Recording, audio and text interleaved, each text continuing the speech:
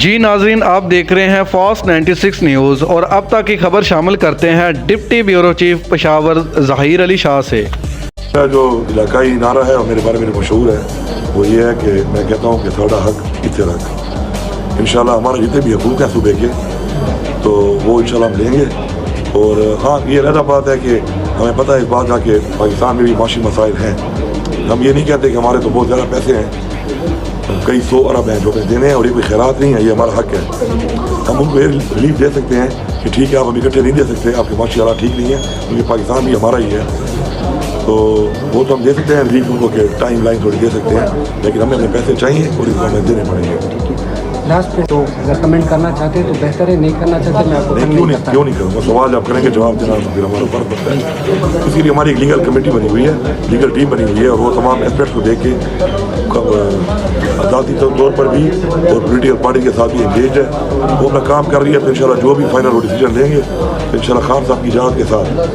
خان صاحب پرمیشن انشاءاللہ وہی فیصلہ ہمارا ہوگا۔ اور کابینہ جو ہے جب یہ ہمارے حلف وغیرہ ہو جائیں گے تو اس کے بعد انشاءاللہ خان صاحب کو ہم تمام سیریز جو ہے تمام ایم پیز جو جیتے ہیں اور سب خان صاحب کو دے رہے ہیں اور خان صاحب کو دیکھیں گے،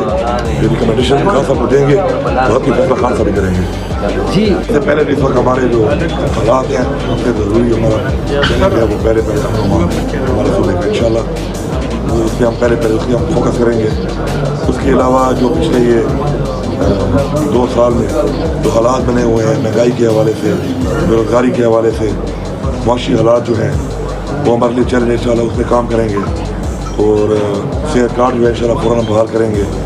لنگر خانے پراگاہیں ان کی بحالی ہمارا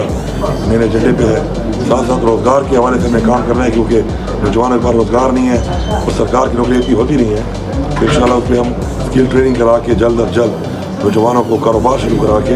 انشاءاللہ روزگار دیں گے۔ باقی خواتین کے حوالے سے ہمارا یہ ایک ایجنڈا ہے کہ ہم بہت جلد، چونکہ شرعی طور پر قانونی طور پر خواتین کو مسائل آتے ہیں اپنے حقوق لینے کے لیے، تو انشاءاللہ ہماری حکومت ہے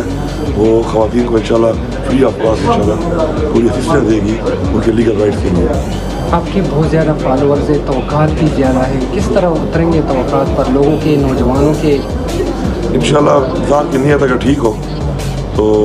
خان صاحب بھی کہتے ہیں عمران خان صاحب کہ انسان کوشش کر سکتا ہے، باقی اللہ فیصلہ کرتا ہے، وہ آپ کی نیت کو دیکھتا ہے۔ وہ انشاءاللہ ہماری نیت انشاءاللہ صاف ہے